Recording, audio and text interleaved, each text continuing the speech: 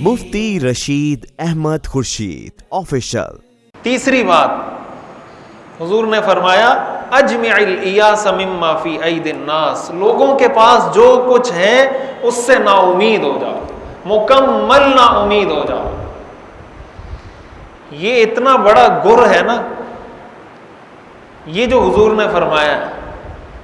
آج کی جتنی بیماریاں ہیں، ٹینشن، ڈپریشن، نفسیاتی دباؤ، بلڈ پریشر، سٹریس، پریشانی، بے چینی، ان سب کا علاج ہے یہ ایک جملہ، اجمع الایاس مما فی ایدی الناس، جو کچھ لوگوں کے پاس ہے اس سے مکمل نا امید ہو جاؤ۔ کیا مطلب یہ ہے کہ سب کے ساتھ اچھا کرو، سب کے ساتھ احسان کرو، لیکن اردو میں کہتے ہیں نا، نیکی کر دریا میں ڈال، نیکی کر دریا میں ڈال۔ آپ نے بھائی کے ساتھ احسان کیا، اس کو قرضہ دے دیا، اس کی جاب نہیں تھی، جاب تلاش کر کے اس کو کہیں جاب پہ لگوا دیا، کوئی دوست تھا اس کو آپ نے 1,00,000 روپے دے دیے، بھائی اپنا بزنس سٹارٹ کرو، بیوی کو کوئی زیور بنا کے دے دیا، بچوں کو تعلیم دلوا دی۔ اس کے بعد آدمی توقعات وابستہ کرتا ہے کہ بھائی میرے ساتھ یہ کرے گا، بیوی یہ کرے گی، اولاد میرے ساتھ یہ کرے گی، یہ توقعات۔ بعد میں جب اس کے خلاف نکلتا ہے تو لوگ کیا کہتے ہیں، یار میں نے اس کو بزنس سٹارٹ کر کے دیا تھا، اس کو جاب میں نے دلوائی تھی، اس کو میں نے یہ زیور بنا کے دیا تھا، اس بچے پہ میں نے 10,00,000 روپے اس کی تعلیم پہ لگائیں، اور یہ آج یوں ہو گئے۔ یہ انسان کو یہ ٹینشن کب ہوتی ہے؟ جب وہ کسی سے امید لگا لیتا ہے۔ ہمارے استاذ محترم مفتی محمود اشرف عثمانی صاحب رحمۃ اللہ علیہ فرمایا کرتے تھے کہ دیکھیں، انسان دنیا میں آتا بھی اکیلا ہے اور جاتا بھی اکیلا ہے، اور دنیا میں آپ پہ جو تکلیف آئے گی نا، اس کو آپ نے سہنا بھی اکیلا ہے، اکیلے سہنا ہے۔ مثال کے طور پر کسی کے پیٹ میں درد ہے تو وہ درد کس کو ہوگا؟ جس کے پیٹ میں درد ہے اسی کو ہوگا۔ دوسرا آپ کو دوائی لا کے دے دے گا، وہ آپ کا درد شیئر نہیں کر سکتا کہ چلو آدھا درد آپ برداشت کر لو، آدھا میں کر لیتا ہوں۔ کسی کے سر میں درد ہے، کسی کو بخار ہے، تو وہ آپ کے ساتھ بخار شیئر نہیں کر سکتا کہ یار تھوڑا بخار میں لے لیتا ہوں، تھوڑا بخار تم لے لو، خود برداشت کرنا پڑے گا۔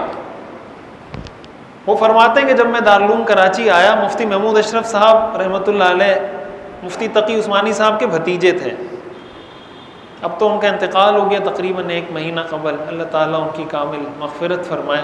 ہمارے بخاری شریف کے استاد تھے دارالعلوم کراچی میں۔ تو فرماتے ہیں کہ جب میں دارالعلوم کراچی آیا 1990 میں، مفتی تقی عثمانی صاحب نے مجھے بلایا، پہلے جامعہ اشرفیہ لاہور میں مفتی تھے، تو انہوں نے بلایا کہ آپ دارالعلوم کراچی آ جائیں، آپ کی بہت ضرورت ہے۔ تو 1990 میں کہتے ہیں جب میں آیا تو مجھے مفتی تقی صاحب جو میرے چچا تھے وہ کہتے ہیں، انہوں نے کہا کہ بھائی آپ دارالعلوم آئے ہو، میں آپ کو مرحبا کہتا ہوں، ہم سب مل جل کے دین کا کام کریں گے، لیکن ایک بات میری سن لو۔ وہ بات یہ ہے، مجھ سے کبھی کوئی امید مت رکھنا، مجھ سے کبھی کوئی امید مت رکھنا۔ کہا، میں نے کہا ٹھیک ہے۔ انہوں نے 1990 سے ابھی 2022 تک آپ اندازہ لگا لیں، تقریباً 32 سال انہوں نے دارالعلوم میں گزارے۔ اس کے بعد وہ فرماتے ہیں ہمیشہ حضرت شفقت فرماتے رہے، ہم ہمیشہ حضرت کا ادب کرتے رہے، لیکن نہ کبھی میں نے حضرت سے امید باندھی، نہ کبھی انہوں نے مجھ سے امید باندھی، سکون کے ساتھ ہماری زندگی گزر گئی۔